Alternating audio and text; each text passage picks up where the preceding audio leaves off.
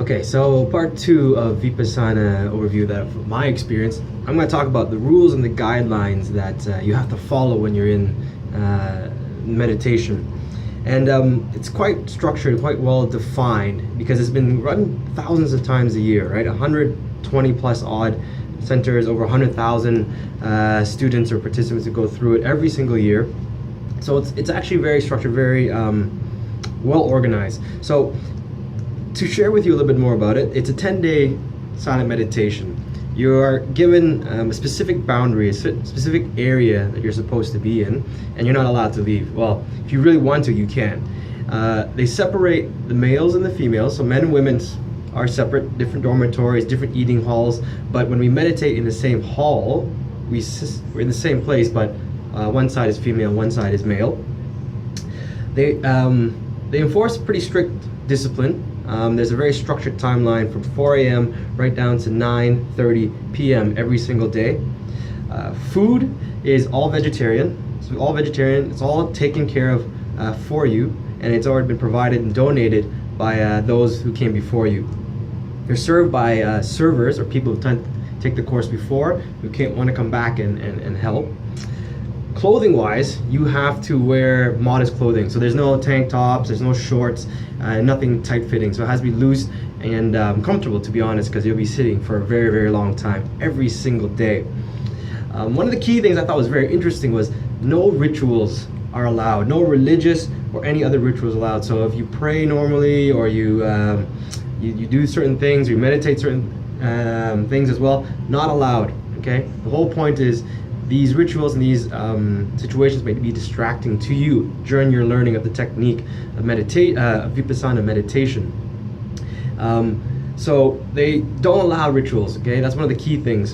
And also, exercise is limited to just walking. There's no running, there's no other types of exercise, because it could be very distracting to others. On top of that, that's just kind of your basic rules that you kind of follow. It's not that hard to keep to. And on top of that, you have to follow 5 specific precepts. 5 specific precepts that each person must attend and must follow for the whole 10 days. Right from the moment you come in, you sign the piece of paper. So what are the 5 precepts, the 5 rules that you must follow? 1, you must abstain from killing any being. So this could be a bug, a fly, whatever it is. So in an environment, it's quite difficult if, bugs, mosquitoes, so you abstain from killing. 2, you must abstain from taking what is not given or stealing. Okay, no stealing is allowed. 3, you must abstain from any sexual misconduct. Good thing we're segregated, but just in case, no sexual misconduct. 4, you must abstain from telling untruths, so abstain from lying. And 5, you must abstain from alcohol and intoxication.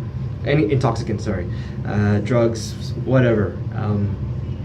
And all of this is 5 core precepts that you must observe in order to be an effective meditator. And there's reasons for it, actually. After talking to other meditators and those who've done it for many times before, they explain why and how it actually impacts your ability to meditate if you fail to adhere to these 5 precepts.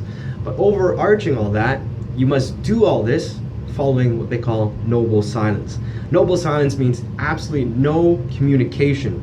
I'm not saying no talking, no communication whatsoever. So you cannot talk, you cannot write to people, you cannot signal to people, you cannot even look at people in the eye and make eye gestures or anything at all. At all. Understand? So no communication whatsoever. You only allocate 10 minutes to communicate with the teacher each day, only specifically based on the lessons and the teachings. And if you want to, you can talk to the course management for things like logistics related things like water, food, accommodation, things like that. So overarching it is a noble silence that you cannot communicate with anyone in any form, in any manner. And that makes it for a very interesting experience. So I'll give you my perspective, my view. I thought these rules are very important because it helps you meditate, but it also helps you for the distraction. Noble silence was designed so that you can't speak lies, because you don't speak at all, right? Noble silence is there to help you stay focused. So as the more you speak and interact, you then start getting new information and things that may cloud how you think. And so for 10 days straight, noble silence, every single day, 24 hours, okay? Of course you hear people snoring and things like that, but it's quite interesting, because one of the effects of this is you become so aware of your surrounding. Every single sound, every single noise, you are highly acute and highly aware to it.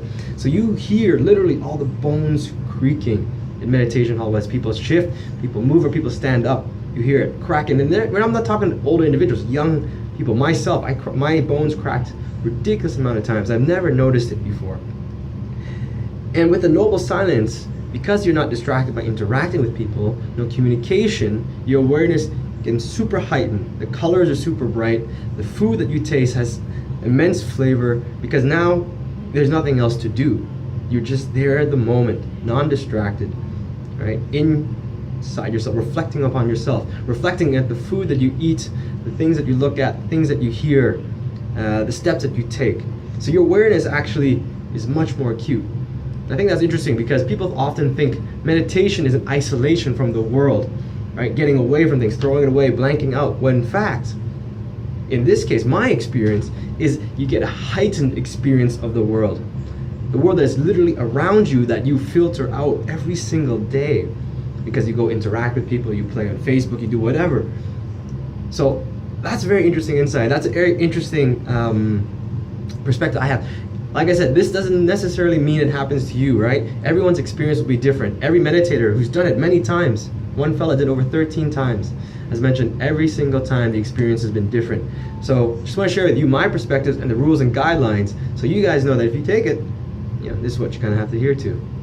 Anyways, I'm going to share some more videos later on the food, on the timeline, the daily schedule, my perspectives, the accommodations, locations, the benefits to me in later videos. Catch you guys later.